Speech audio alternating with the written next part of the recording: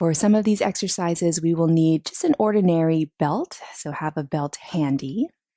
And we'll get started with some seated movements first. I'm just going to place my belt off to the side. So the first set of exercises we will do is for our shoulders, for our shoulder joints especially. So remember, if you do have any discomfort or any previous injuries, please modify or even skip if you need to. Never be in a point of pain. We'll start with option 1, which is to put the fingertips onto the shoulders. And from here, we'll slowly draw the elbow forward, up, and back to your comfortable point. So if that means your circle is very small, then that means your circle is small, and that's fine. So find what works best for you that feels good. So we're moving in a slow and controlled manner, finding the range of motion that feels good for your shoulder. If it is safe for you to have the entire arm circle, you can, but once again, find what works best for your body and always move in that slow way to make sure we don't go to a point of pain. Let's change the direction of our circles. So remember, option 1 is to keep those fingertips on the shoulder. So working on our range of motion, but also our flexibility in the shoulder joint. Not too much twisting happening in the upper half of the body so that we can really focus on the shoulder. And like I said before, only if it's comfortable for you to straighten the arm, then go ahead and straighten it. But find what works best for your body and keep that shoulder down. Let's move over to the other side. Fingertips on the shoulder to start, and then start finding your size of circle, which might be a little bit different from that first side. So my lucky shoulder is my right shoulder. So my left shoulder feels a little bit more open, but find the size of circle that works best for you. Let's change the direction of that circle. So moving really slowly.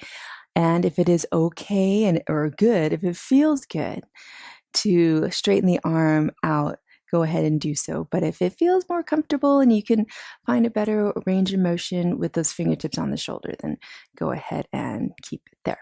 All right. And then let's relax that arm down, shake it out. Let's draw the arms out to the side. So these are dynamic movements to help with our range of motion and our flexibility. So we're not coming into any static holds. So let's draw those arms out. Find a nice, easy stretch for the chest and the front of the shoulders, and then give yourself a hug. And then we'll open it out. Give yourself a hug, but cross the opposite arm on top. So maintain that good core work where we're sitting up nice and tall as we just go with alternate the crossing of the arm on top. And remember, find that range of motion that feels good.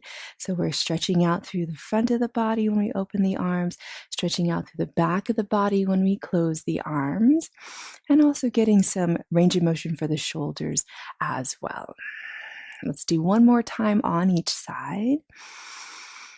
You might feel a little warmth, a little heat develop, and that's fine as long as that feels good to your body. And then we'll draw those arms out, relax them, shake it out. Now we're going to grab our belt. So find your belt, and we'll start by having the belt in the hands. So the belt will be, or the hands will be, you can start with a little bit wider than shoulder width distance apart. Draw the belt in front. We'll have the palms facing down. Move the shoulders down. Actively draw those shoulders down. So engage the muscles of the upper back. And then find the height of the arms that works best for your body. Maybe you're staying with the arms forward and that's fine. Or maybe you're starting to draw this belt up towards the ceiling, but move those shoulders down. You can have a soft bend in the elbows. The higher the arms is, the more you have to engage through the core to maintain that neutral position of the spine. So find what works best for you. Get a nice stretch to the chest. Remember, mild sensation, no pain. And then from here, we'll gently come into a side bend. And then come up and over to the other side. Not too deep of a side bend. It's just very little movement. So even if you have your arms forward, you're still coming into that side bend. You might notice that one arm will lift a little bit higher than the other. So find what works best for your body. Move those shoulders down. Breathe deeply. Remember, there is no pain in these movements, so find what works best for your body. We're getting some flexibility, some range of motion, and you'll also feel a little bit of heat building into the body. Let's come back to center. Slowly release the belt all the way down. And then I'm going to just place the belt on the back of my chair. So it is there when we come into our standing movements. Let's get some flexibility and range of motion for the head and the neck.